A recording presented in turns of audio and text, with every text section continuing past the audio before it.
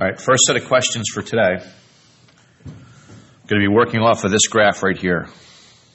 The histogram below shows the distribution of annual growth rate in travel spending for 52 companies in the United States.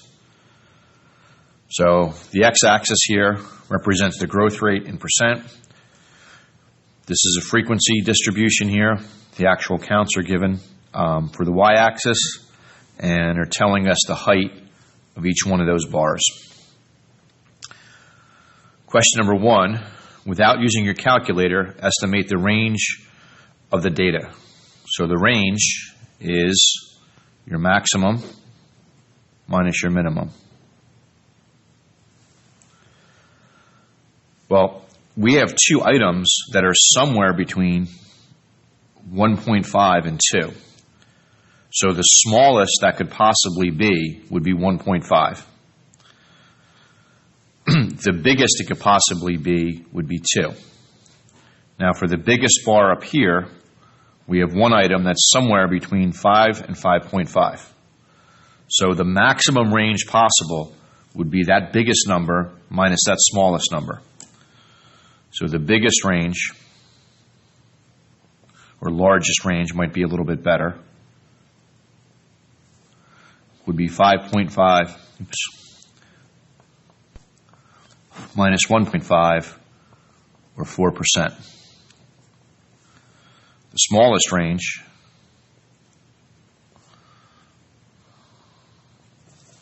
would be 5 minus the 2.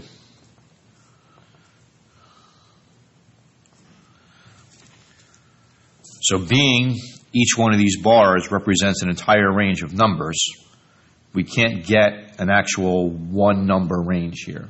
So we know the overall range is somewhere between 3 and 4%.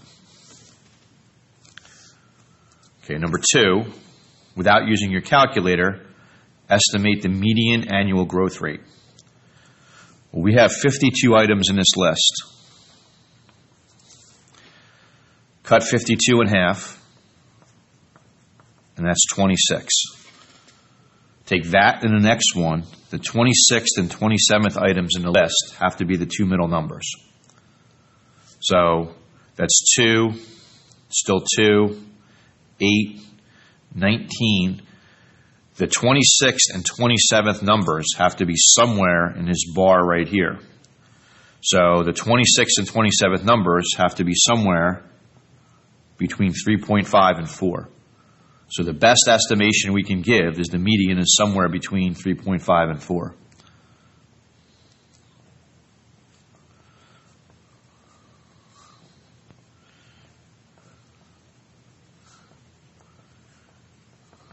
And percent. Okay, next question. Use the list and one-var stat features on your calculator, graphing calculator, to estimate the mean and standard deviation of the annual growth rate from the histogram. All right, so this is one thing you can do on a calculator to estimate the mean. What I'm going to do is I'm going to get the midpoint of each one of these bars. So halfway between 1.5 and 2 is 1.75. Halfway between 2 and 2.5, 2.25. Halfway between 2.5 and 3, 2.75. Halfway between 3 and 3.5, 3.25. 3.75. 4.25, 4.75, 5.25. That represents the midpoint of each one of those bars. All right, anytime you do anything data-driven on your calculator, you want to go to y equals, get rid of any old equations, make sure the stat plots are turned off, stat edit, get rid of any old data that might be in there. Zoom 6, clear out any weird window dimensions. All right, now I'm going to go to Stat, Edit, and I'm going to put the midpoints of those bars into my L1. So 1.75, 2.25, 2.75, 3.25, 3.75, 0.25, 4.75, 5.25. It looks like I got an error in that one. 4.75. 3, 4, 4. Okay, they look good. Now I'm going to put their frequency in L2. So we have already labeled at the top of bars how often or how many things we have in there. So 2, 0, 6, 11, 19, 9, 4, 1. Quit out of there. Stat calc, one variable statistics. When you're working off of a frequency table like the one I just created in the L1, L2, you want to do the list would be the actual label from the bars here, which is the midpoint, and then the frequency list is how often they're occurring. That's an L2. And then calculate. And our estimated mean, you can see that, right, is the X bar. That's about 3.64. And remember, we have two standard deviations that are given. The S of X is the one that's for a sample. The sigma X is the one that's for a population. We always want to use the sample one for now. We're going to talk about when we're going to use the other one next chapter, I believe. So we're going to use the standard deviation of about 0.695. So it said use the list and one var stat features of your calculator to estimate the mean and standard deviation of the annual growth rate from the histogram. So we've got our units, percent. All right, the other thing I'm going to take a peek at is we are 100% confident that the median is somewhere between 3.5 and 4. Where in that interval we don't have enough information to tell. Let's see if the calculator confirms that. According to this, the median is 3.75, so it does fit that interval.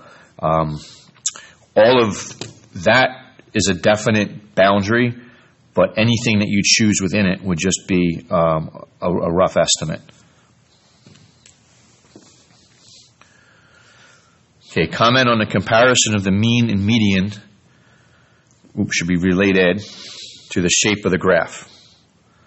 All right, well, this graph, if we were to do this, is reasonably symmetric. We don't have strong skewness here. We have slight skewness to the left. So with a reasonably symmetric graph, we would expect that the mean and median are relatively close to each other. So we estimated that the median is somewhere between 3.5 and 4, and we have a mean of 3.64. So that seems reasonable in terms of fitting together. If we had extreme skewness to the left, then we'd be expecting the mean to be less than the median.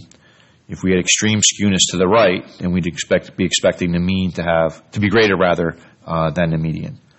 So the commenting, I'm not going to write that out, but because the graph is reasonably symmetric, or you might say slightly skewed to the left, we expect the two values to be similar to each other, and based on our estimations, that seems to be true.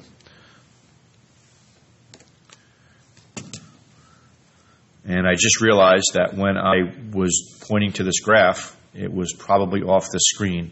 So let me discuss that skewness again, where you can actually see what I'm talking about. If we had extreme skewness to the left, meaning this tail extended over here significantly, then we'd be expecting the mean to be less than the median. If we had extreme skewness to the right, we would be expecting the mean to be greater than the median.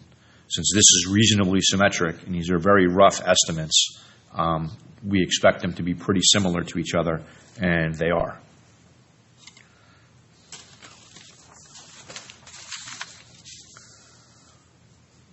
Okay, next problem. A survey was administered to a nationwide sample of 199 adults who were asked to report their monthly cell phone bill in dollars. A histogram of the results is shown below. Okay, without using your calculator, estimate the median cell phone bill. So with this particular graph here, we're given a relative frequency. So we don't necessarily have to work off of actual counts in order to determine this. If it's the median, it means 50% of the data is to the left, 50% of the data is to the right. So if we can locate where the 50% mark is on this, we can locate where the median is. So this is a little bit more than 15%. I'm guessing, like scaling it, 16% or 17% would be a pretty good estimate. This appears to be right on 35. So if this was exactly 15 and that was 35, that would be 50. But this is a little bit more than 15%. So between the combination of those two bars right there, we have a situation where that's a little bit more than 50% of the data, which means the 50% mark has to land somewhere in here. Now, similar to the last problem, this bar represents an entire width of data. We don't know whether the numbers in here are really close to 50, really close to 100, spread out in the middle. We just know that in this bar of a range of 50 to 100, 35% of the data is there. And for the reasons I just stated, we know that the 50 percentile is in there somewhere. So the best we can do, given this graph and the knowledge about this graph, is we know that the median is somewhere between $50 and $100 per month.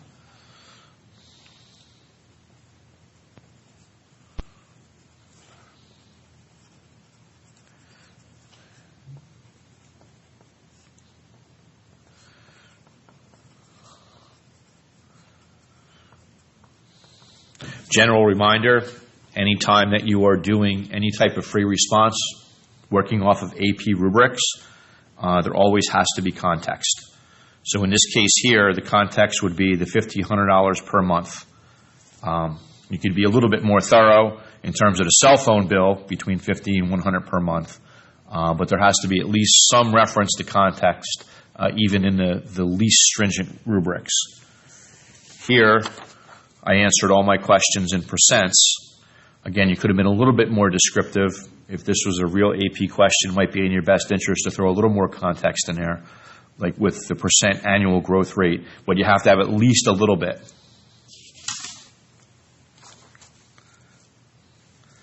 Okay, without actually doing the computations, how will the mean cell phone bill compare to the median, and then justify your answer? So we know the median is somewhere in here. The best estimate we can give is it's somewhere between $50 and $100. Okay. This graph is clearly skewed right. There's really not any argument that you could give that would be against that. If you have a graph that's skewed to the right like this, the mean is going to be bigger than the median. Now, how much bigger, we may be able to take a good guess just by looking at the graph, but probably not going to be able to be overly confident in that. The best that we can say here is that the mean is going to be greater than the median. That we can say with great confidence. How much bigger, we'd have to do a little bit more calculation. Now, in the interest of time for this video, I'm not going to write this whole thing out here, but you'd have to give some context to this. You would have to say that the median cell phone bill is larger than the median cell phone. The mean, rather, is larger than the median cell phone bill because this graph is clearly skewed to the right, and in graphs that are skewed to the right, the mean will be greater than the median. In the interest of time for this video, we're not going to be writing all this out here. All right, now what if we wanted to use the calculator to estimate that mean, and say we wanted to use the same strategy that we did in the previous problem? How would this play out?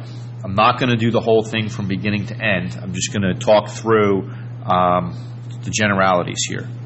So in L1, we'd actually have to have the cell phone bill.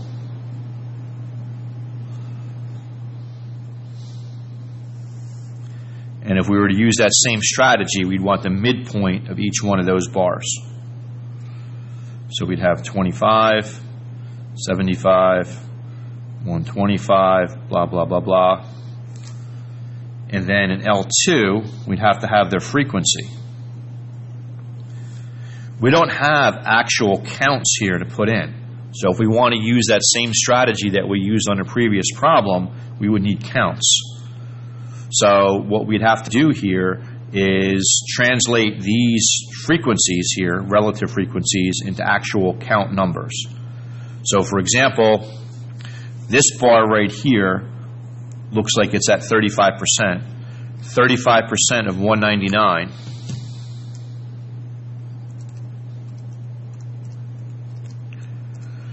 we'd have to estimate that would be 70 of the 199 would fit in that category right here. So what we'd have to do is go through and take our best estimates of how these bars scale using that 199 mark and get a good list of numbers over here that would sum to 199. Now there'd be a little bit of estimation, perhaps some rounding, but you know for sure what the midpoints would be. You know for sure that these have to add to 199. You might have a little bit of like, maybe that should have been 69, maybe it should have been 71. So you don't have a ton of confidence in the number that you get here, but it would be a decent rough estimate of the mean. Okay, last thing I want to discuss, just as a general review of stuff that we've learned in this chapter. When you are describing a graph, you want to use SOX, or some books, some teachers prefer to use GSOX. Your book just does the SOX and includes the gaps as part of the outliers and unusual features. So as a quick reminder, shape, we had said that this thing is clearly skewed right. Center, measures of center would either be the mean or the median. Spread, usually if you're working off of histograms like this, you would go with the overall range for the spread. It's the easiest thing to identify. So the largest possible spread would be, or the largest possible range, 450 minus 0. The smallest possible range would be 400 minus 50. So between 350 and 450 would be the overall range of cell phone bills. O, outliers. Maybe these guys are outliers. They're not, I would say, perhaps they are outliers if we were to word this. The more appropriate thing I think we would talk about would be the gap. We have the gap between 300 and 350 where we do not have any cell phone bills in that range. So you'd arrange the outliers, or you'd group together rather the outliers and the range kind of in that same discussion. Perhaps these values that are within the 350 to 450 range are outliers. Safe to mention, I guess, now that I say that the second time, and then you would definitely want to mention that gap between 300 and 350. But I think that wraps up the stuff that's kind of new, some skills and some strategies that we haven't talked about, and also incorporating some skills and strategies that we've already addressed within this chapter.